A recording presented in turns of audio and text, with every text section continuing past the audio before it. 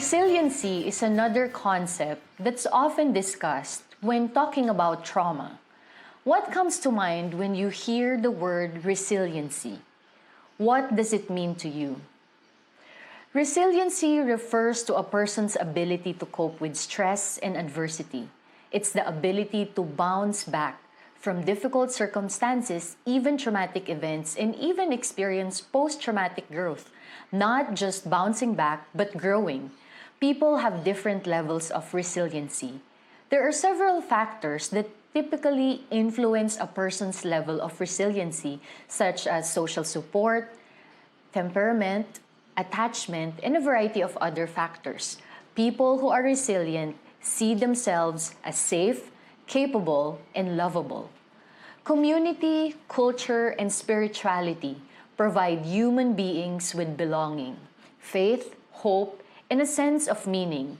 People living in high-capacity communities are less likely to have high adverse childhood experience scores, less drug and alcohol abuse, less depression, and serious and persistent mental illness, and fewer problems in school and at work.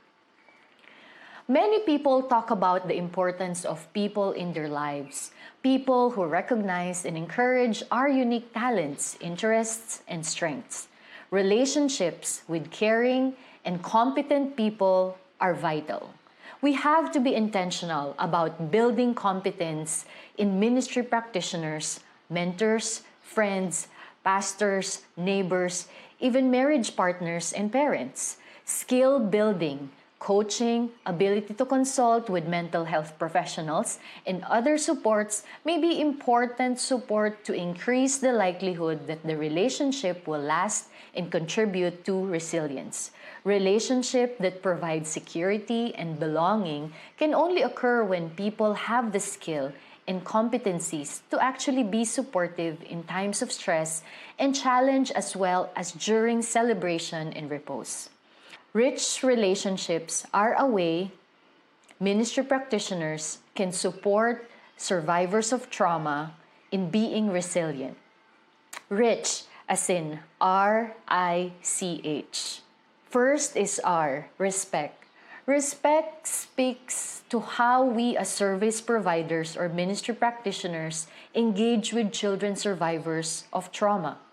It is about how we provide individual attention and communicate to a child or to a survivor her or his value as a person, not simply a number. Respecting children means we break patterns of responding to difficult behaviors with anger and frustration in order to allow for a new dynamic to unfold. Out of respect, we commit to telling the truth, keeping our promises, including our organization's confidentiality policy, and listening to children survivors' concern. When a child feels respected, they are more likely to respond positively. What is a way you, in your current role or in your current ministry, might foster, reflect with children you work with? I for information. Survivors of trauma have lost a sense of safety that we can help rebuild through providing appropriate information. By providing information about what is happening and what the plan is, children survivors will feel safer in their environment, knowing better what they can expect. Additionally, letting them know your expectation of them allows them the opportunity to be successful, which can encourage more positive behaviors. Further, providing information about trauma and how it is experienced by survivors can offer great relief to survivors who are unsure about what is happening internally. By explaining symptoms of trauma, survivors come to learn that their experience is a normal reaction to abnormal events. What is a way you, in your current role, in your current ministry, might provide necessary information to children survivors of trauma that you are working with? C, connection.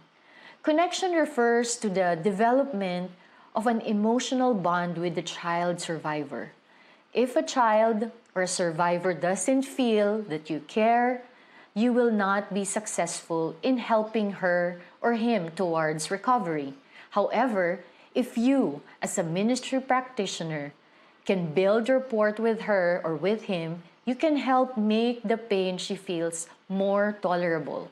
Just as a child will allow a mother to clean a cut, even though it stings, human connection makes pain more bearable. By sending the message, "I'm sad about what happened to you, and I am with you now," ministry practitioners can open the door for children or survivors to begin trusting again, an important step to recovery. What is a way, in your current role, in your current ministry, that you may foster necessary information to children or to survivors that you are working with? H is for hope. Hope is built through providing experiences that build self-esteem and contributes to positive outcomes. For children or for survivors to engage in recovery, they need hope of healing and relief. Service providers or ministry workers can help instill hope by helping survivors to engage in healthy relationships and achieve goals that make recovery seem possible. It gives survivors motivation and something to work towards. What is a way, in your current role, in your current ministry, might foster hope with children, survivors that you are working with? Here's a video that shows how you make the difference. Trauma, brain, and relationship helping children heal.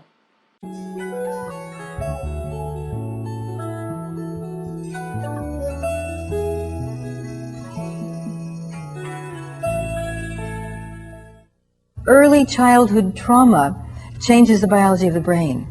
Well, early childhood support also changes the biology of the brain. What studies of resilience show that even when children have insecure attachments in the home, if they've had at least one secure attachment with a daycare provider, a preschool teacher, or another adult in their lives, then that makes a huge difference for them having the seed of resilience.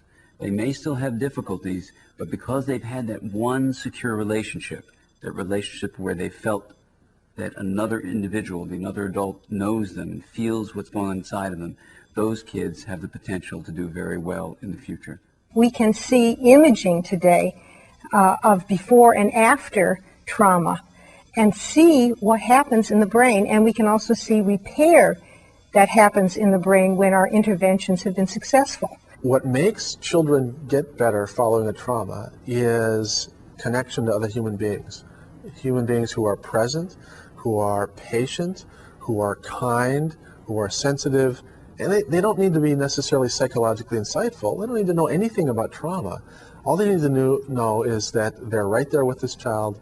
They're trying to be comforting, they're trying to be supportive, they're trying to encourage. Those kinds of interactions end up being much more therapeutic and healing than many of the other things that we try to do with kids. Teachers can look more at their children, be more emotionally present for children, touch them, work on their own nervous system and their own regulation. If they're angry and they're out of control in terms of what's going on inside of themselves, the message that they're going to convey to the child is, "I'm angry and I don't like you." If you're an adult and there are children in your life, whether you're in law enforcement, a teacher, a parent, a foster parent, whatever you are, and you know that a child has been exposed to something that's potentially traumatic, the first thing that you should be aware of is that not all traumatic events lead to disastrous mental health outcomes.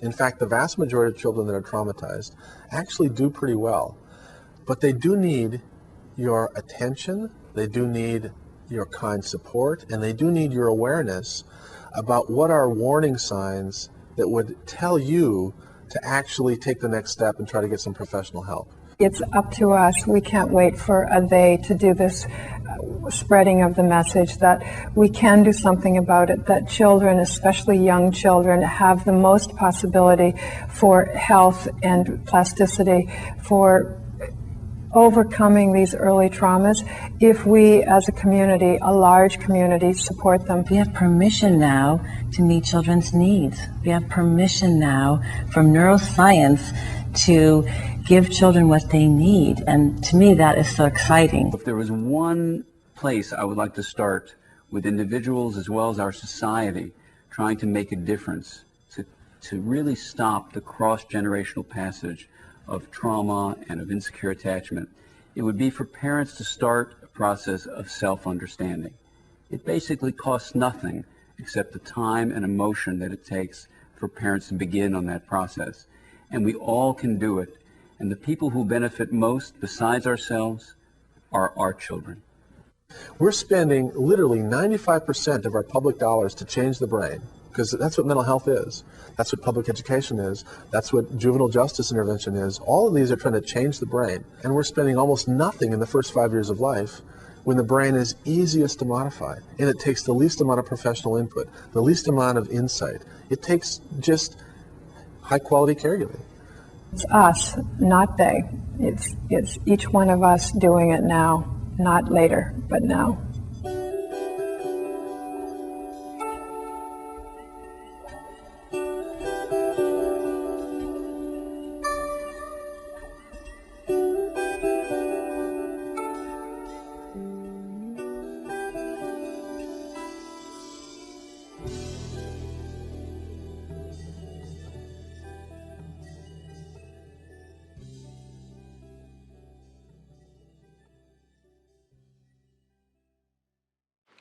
How do we build resilience within the child?